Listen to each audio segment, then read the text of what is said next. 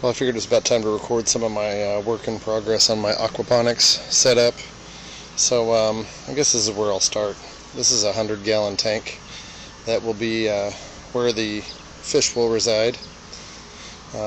You'll notice there are a couple tubes coming back here. The upper one is the return, which will bring water back that's already been cycled through the plants.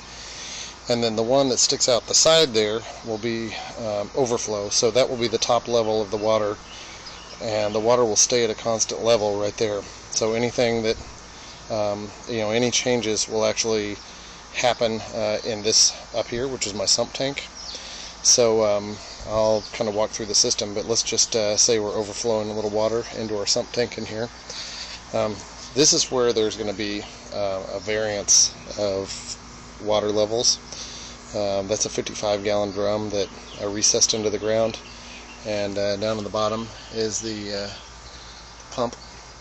And so we'll start that pretty full, but it will kind of cycle through different levels depending on the ebb and flow of one of the beds that I'm using.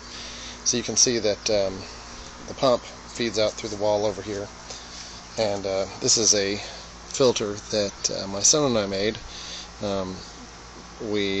I'd actually acquired some aquaponic gear from a guy that I bought the fish tank from, and we basically kind of stole his model and sort of made our own from it. He had a real good idea for stuffing that with a sponge in one end and then some synthetic pillow stuffing material, and that way you can open up the end cap and replace that material. And what that does is just kind of gets out the big chunks of things, and I don't know how often we'll have to change that, but we will. So that line comes over here to this system here. So what you'll see is this bigger tube right here is the return that goes back over to the tank. And what I've done on this is I've got a valve right here. So if I actually shut off the flow of the water up where the plants are, I've got some other valves, I can open that valve right there, and it will just flow right back through there up in a closed loop back to the fish tank.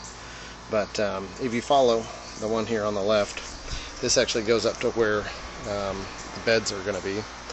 And so I've got these exposed right now, but they'll be buried later. So that inlet line comes over to here, and you can see that it comes over to these three. And so these will be constant flow beds right in here, with water coming out the other end. I've got return lines on the other end, and each one of these have a valve that I can set and change the flow of water. The other direction it splits over here, it comes up to these two beds. The one on the right is going to be an ebb and flow bed. It's got a bell siphon which allows it to fill up, and then it will drain, and then it will fill up, and then it will drain, and I'm going to try to get that in about half-hour cycles.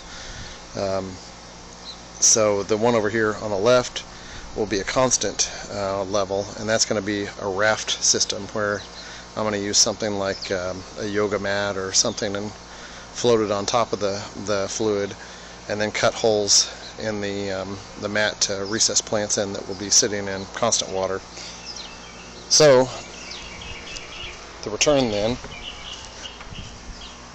comes out the bottom. You can see the pipe coming out of that one over there and that one over here, and they join and go down to the ground and back across. And then these systems over here, the outlets come out this end of these three, and then drops down, and then my return goes all the way back to the fish, and that's the cycle. Hi there, just wanted to give an update on my aquaponics garden. This is my second video. If you have seen the first one, you saw how I had the system laid out to be plumbed. Still working through finishing that off as far as gluing some of the joints. I should be done with that probably tonight. But I wanted to throw a video up of an addition that I made here just yesterday. One of my concerns with having my tank out here was just stuff falling into my fish tank, or we have a lot of neighborhood cats, you know, cats getting in there and messing with the fish. So I wanted to make some kind of a cover over it, but I didn't want to make it where it was too cumbersome, where my kids couldn't come out here and feed the fish easily, and where we could still see the fish. So I came up with this idea, which I have built, and it lays over the lip of my tank. And all that is just some window screen material that's on top of it. And then I've got a hinged area here, which I can lift up, and you can get to the corner of the tank to feed the fish, or to get a little bit closer look, or get your hands in there for some reason.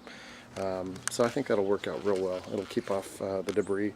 If you can, I don't even know if it'll come through on here, but I've got all sorts of junk that's down inside my tub right now from the rain the past few days. There's a weeping willow tree right over this tank, and much of the weeping willow is now inside that tank. So I'm kind of wishing I had done this a week ago, but nonetheless, it's done, and I think it's going to work out real well. The return line is going to come back and just drop right through that screen, and you know, I think it will also help sort of, you know, if there's any big particles that end up coming back down the return line, they'll end up, you know, sitting on top of that screen. Plus, you know, I guess it should, in theory, aerate the water a little bit more as it kind of passes through the screen too. So I think it's kind of a good design. We'll see how it plays out, but kind of feel good about the way it turned out. If you have any recommendations or suggestions, feel free to leave them in a comment.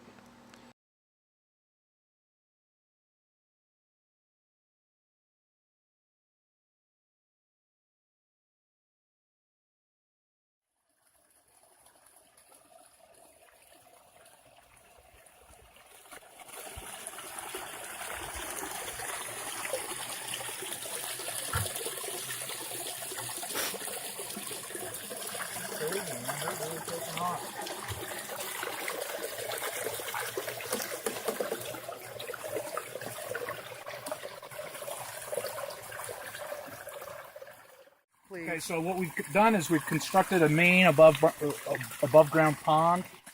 The pond's dimensions are 13 feet by 5 feet by 3 feet. We've calculated it, and it's roughly around 1,500 gallons of water for the main pond. The fish that will provide the nutrition or the nutrients for the system will reside in here. Okay, so what we've got then, down here at the bottom, at the other end of this pipe, is a sump pump. It's pushing water up into what I've constructed, what we call a swirl filter. This is the main, I guess I'll call it the heart and soul of it, because other than providing nutrients, this actually, the purpose of this is to remove particulate matter, and I'll explain how that happens. So, water comes in to the swirl filter. You can see it down there. It's coming in. It got at a 45-degree angle, PVC. It starts a whirlpool effect, a centrifugal effect, so that any particulate matter that comes into the swirl filter will be pushed towards the outside of the swirl filter and then eventually drop to the bottom. These two pipes here, this one here is the exit, this one is the overflow.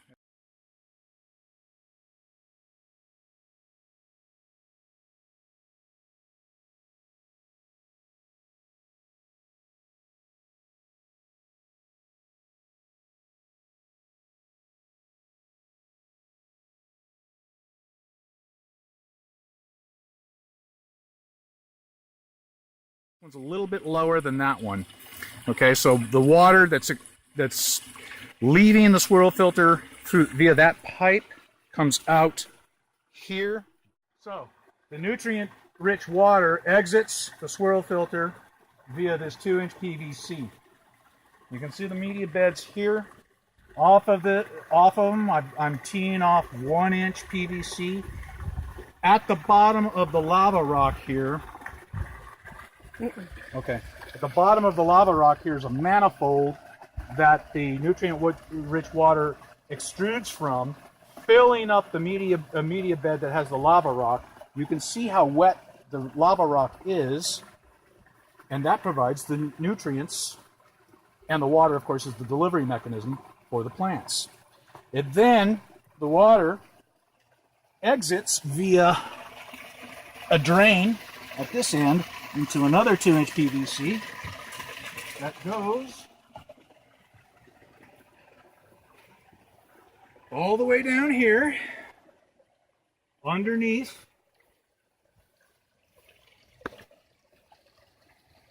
and into what will be the feeder fish barrel. Okay, so this is what we call the feeder fish barrel. So once the nutrient-rich water filters through the media beds, providing the nutrition for the plants and things of that sort, it enters into the barrel here, okay? And this is nothing more than just a receptacle to hold the water. We're going to screen this off and then eventually stock feeder fish in here that will be able to transplant to the main pond to feed the main fish that are providing the nutrition to the plants. And so it exits back into the pond for recycling. And there you have it.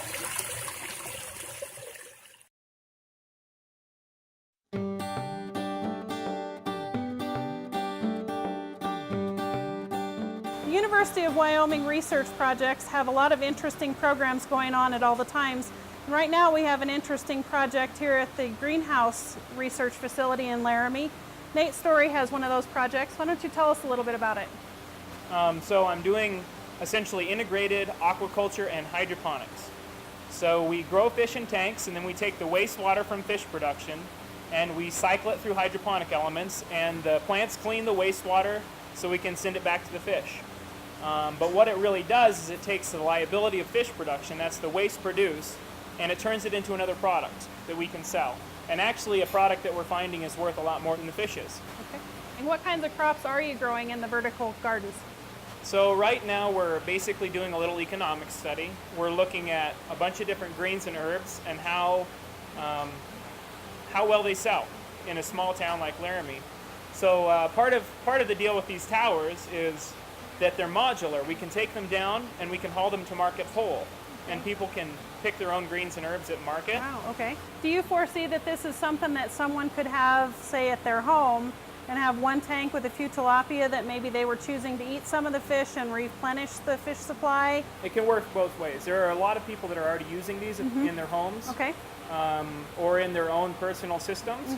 You know, we're talking anything from like a 30 or 50 gallon aquarium up to, you know, hundreds or thousands of gallons of aquacultural effluent that they're dealing with. So, yeah, it can be done on a really small scale, and it can be done on a scale where you're actually consuming some of the fish from your system. Okay. So you feed the fish so that you get the nutrients that you need for the plants. That's right. Okay. And we manage how we feed the fish to maximize the nutrients, or to get what we want. Okay. Sometimes we're producing too much, sometimes we're producing too little. Uh-huh. The goal is to find the perfect kind of, the perfect ground where we're producing just the right amount for plant production, but not so much that we end up with nutrient accumulation in our water. Right, okay. One of the other aspects that tends to be kind of interesting, we don't see a lot of verticality in most gardening in Wyoming. So part of the reason we do vertical is because we're in a northern climate, we have lots of sun, sometimes too much sun. But what we also have is a really low sun angle in the winter. So in the winter, the sun will come up and it'll just kind of skirt along the horizon and then go back down. And what that means is that angle of light hitting a horizontal crop is really, you know, it really minimizes the amount of light reception those crops get. So by flipping our plane vertical, we have almost direct light from that low sun. I'm really looking forward to trying some of these herbs myself. For the University of Wyoming Extension, this has been Donna Quinn from The Ground Up.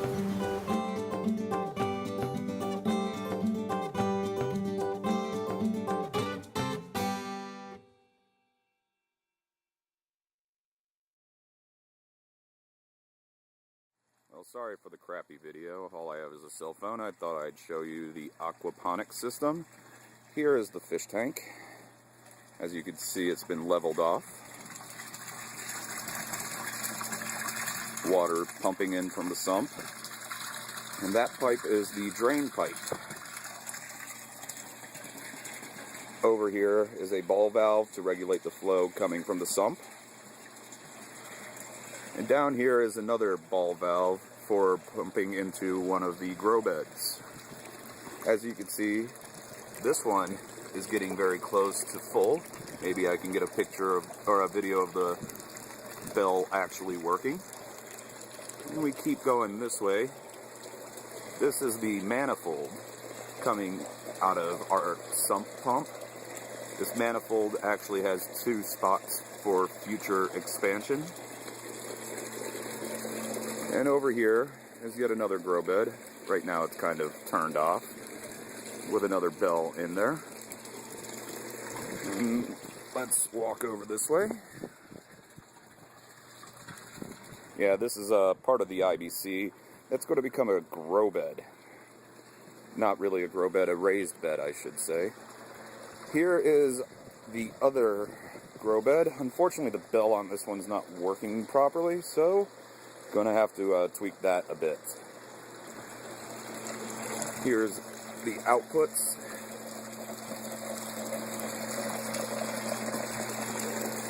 Now, this is getting very close. Let's see. I will record once the siphon begins. Let's get another update. Tank. Nice, good aeration. Fucked around with those pipes a bit. Now they're both longer. One was shorter for a bit, but it kept draining too fast. And cans for something or another. Rocks for the grow bed number 1. All the tops are dry. There's a little bit sprinkling out, should cover that up. The sump is now off of that cinder block, a little lower, and that seems to have helped. You can see that there was a piece of PVC cut and then a coupling put in, doing real good. Everything's draining just fine. Looks like one just finished. This grow bed is staying dry on top the way that it should to help eliminate evaporation. Yep, nice and low. Did very well on its drain. The third grow bed, going nice. Dry on top. Actually about to cycle. Can't introduce fish yet, but you'll notice the water's clear. That's because, well, drained out all the dirty water, got rid of all the sediment for the most part. Reason we can't put the fish in yet is, well, the state of North Carolina won't let me buy ammonia without anything in it. So, 10% ultra ammonia. The reason I'm doing it this way is so I can not kill fish. Right now the water is way too high in ammonia level to sustain any sort of aquatic life. But hey, here we go. Give it a couple more days. Bacteria will be in the grow beds. Be transplanting some plants and throwing in some channel cats.